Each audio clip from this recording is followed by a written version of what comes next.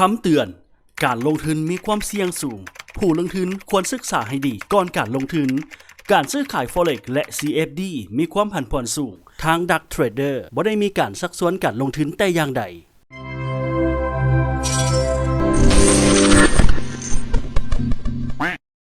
สวัสดีต้อนรับเข้าสู่ Duck Trader สำหรับในมื้อนี้เราจะมาแนะนำวิธีการเปิดบัญชีเทรด Forex จากทาง Xnet นั่นเองด้วยขั้นตอนที่ง่ายๆใครๆก็สามารถเฮ็ดตามได้เลยขั้นตอนทำอิฐก็สามารถคลิกเข้าอยู่ที่ลิงก์ด้านลุ่มนี้แล้วต่อไปได้เลยเนาะคลิกเข้าอยู่ที่ลิงก์ด้านลุ่มนี้แล้วจะมาในหน้าต่างนี้เนาะให้เราทำการเปิดบัญชีไปได้เลย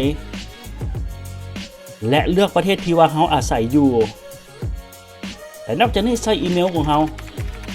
อีเมลนี่สำคัญก็คือต้องเป็นอีเมลที่ว่าเราใช้ประจำอยู่ก็คืออีเมลหลักนั่นเองเนาะและกำหนดรหัสผ่านให้เรียบร้อยกดดำเนินการต่อไปได้เลยหลังจากที่เรากดหน้าต่างดำเนินการต่อไปเนาะจะมาเข้าสู่หน้าต่างนี้และจะมีป๊อปอัพให้เราเลือกบัญชีก็คือการเปิดบัญชีจริงคลิกเข้าไปที่การเปิดบัญชีจริงและเลือกเข้าไปที่ก้าวขึ้นเป็นเทรดเดอร์ตัวจริงอยู่ด้านขวามือแบบนี้เนาะคลิกเข้าไปได้เลยและในหน้าต่างนี้ให้เราทำการยืนยันก็คือยืนยันอีเมลเนาะคลิกเข้าคำว่าขอรหัสผ่านและไปที่อีเมลของเราCopy รหัสผ่านโซนนี้นะแล้วก็ดำเนินการต่อไปได้เลย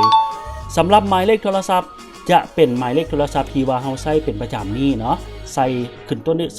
20ขอรับรหัสผ่าน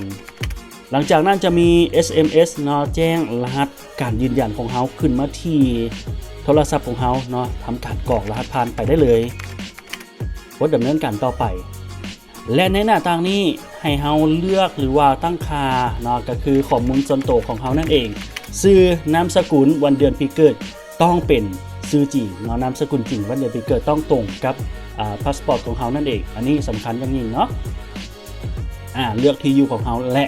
กดดำเนินการต่อไปได้เลยมาในหน้าต่างนี้ก็คือการเปิดบัญชีเทรดของเรานี่ก็คือเป็นการสำเร็จเรียบร้อยกันแล้วเนาะสำหรับขั้นตอนต่อไปเราจะมาเว้าถึงขั้นตอนในการยืนยันตัวตนและการอัปโหลดพาสปอร์ตอัปโหลดเอกสารยืนยันตัวตนของเรานั่นเองในส่วนนี้สำหรับท่านไหนที่ว่ามีปัญหาเกี่ยวกับการดำเนินการหรือว่าเกี่ยวกับการเปิดบัญชีต่างๆเนาะสามารถติดต่อสอบถามกับทางซัพพอร์ตของเราได้เลยหรือว่าคลิกอยู่ที่ลิงก์ด้านลุ่มนี้แล้วก็สอบถามซัพพอร์ตของเราได้เลยเนาะในส่วนนี้การเปิดบัญชี Forex จากทาง Xnet นี้ก็เป็นสิ่งที่ง่ายๆหลายๆคนก็สามารถเฮ็ดได้แล้วพบกันใหม่ในคลิปต่อไปสบายดี